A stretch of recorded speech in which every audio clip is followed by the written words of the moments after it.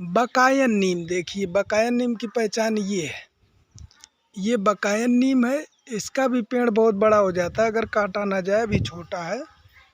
और इसकी ये ऐसी होती है। अभी मैं इसका नुस्खा दे रहा हूँ आपको, इस वजह से दिखा रहा हूँ कि आप पहचान लीजिए, कभी धोखा ना हो। और मैं आपको बुखार फीवर की दवा बनाना सिखाऊंगा इसमें, सभी पौधों को दिखा करके। आप पूरा वीडियो देखना, तभी आपको सब कुछ समझ में आएगा। देसी नीम, देसी नीम का देखो छोटा सा पेड़ है ये, अब ये बड़ा वृक्ष हो रहा है, ठीक है। ये देसी नीम की भी पत्तियां डाली जाएंगी इसमें, ये पत्तियां डाली जाएंगी। ये पपीता का पत्ता, ये खाने वाला ये पपीता है, इसका भी पत्ता पड़ेगा इसमें। मात्रा हम सभी जब पेड़ों को दिखा देंगे तभी हम आपको मात्रा दिखाएंगे इसकी, ठीक। ये पपीता है, ये पपीता को भी उस औषधि में डाला जाएगा। पूरा वीडियो देखना तभी समझ में आएगा। हम बहुत दूर दूर पेड़ ढूंढ के इकट्ठा करके भैया तभी ये वीडियो बना पा रहे हैं। कोई एक ही जगह पे नहीं लगे हुए हैं ये पेड़, इस वजह। ये पपीता का पत्ता, ये भी इसमें डाला जाएगा। आप लोग देख लीजिए बहुत गौर से, इस पपीता का पत्ता भी इसमें डाला जाएगा। बहुत बढ़िया दवा बन के तैयार होगी। ये तुलसी है, तुलसी का पेड़ देखो, यहाँ पर पूजा जाता है हमारे यहाँ, और इसकी भी पत्तियाँ डाली जाएंगी। लास्ट में सबकी मात्रा हम बताएंगे आपको। ये तुलसी का पेड़ है, इसको भी लगाया जाएगा। इसकी भी पत्ते डाले जाते हैं, देखो ये पत्ते हैं, आप पहचान लीजिए तुलसी को। और ये श्यामा तुलसी है, श्यामा तुलसी है ये, ठीक है। अभी मैं पूरा इसका मात्रा बताएंगे आखिरी में, देखना बहुत अच्छी दवा बनेगी, विश्वास हो जाएगा। ये पपीता का पेड़ है, ये पपीता का पत्ता भी डाला जाएगा इसमें। ये पपीता देखो लगा हुआ है, इसका भी पत्ता डाला जाएगा दवा में, और ये फीवर की दवा बनेगी। ये गुर्च है भाई साहब, ये गुर्च है। देखिए आपको बहुत अमृतुल्य दवा मैं बता रहा हूँ, आप लोग इसको आजमाना, कभी परेशान नहीं होगे, कभी डॉक्टर को नहीं दिखाना पड़ेगा। भैया बहुत मेहनत से ये वीडियो बनते हैं, कम से कम 2-3 किलोमीटर के अंतर्गत, तब जाकर के मैं इसको ढूंढ पाया हूँ।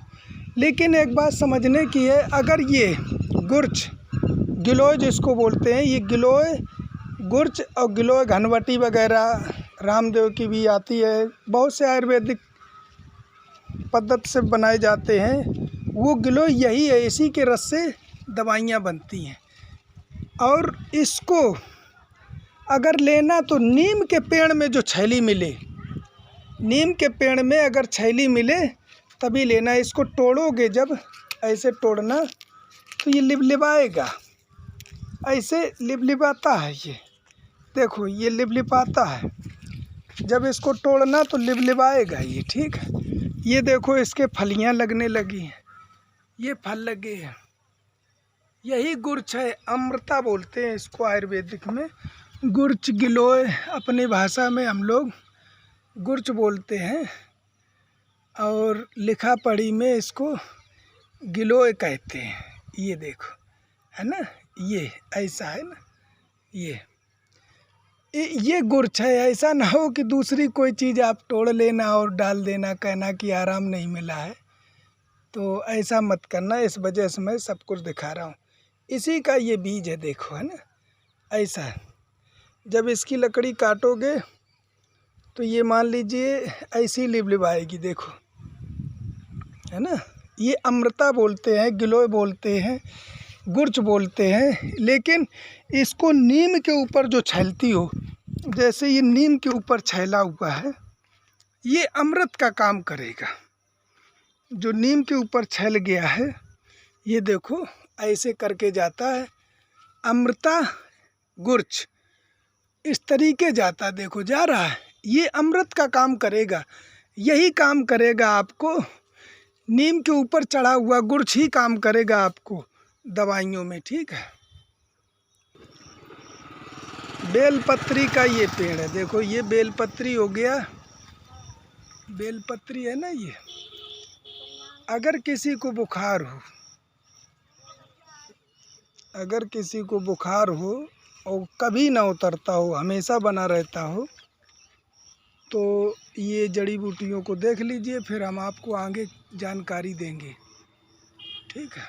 ये जड़ी बूटी हो गई बेलपत्री लास्ट।